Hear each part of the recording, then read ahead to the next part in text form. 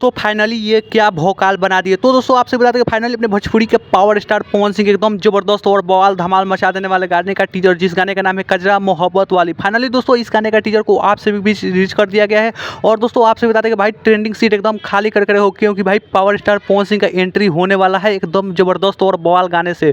और दोस्तों आपसे बता दें कि इस गाने को भाई रिलीज किया जाएगा कल सुबह 7 बजे, और काफ़ी तगड़ा और जबरदस्त हाई लेवल का गाना शूट किया गया है, जिस गाने का नाम है कजरा मोहब्बत वाली।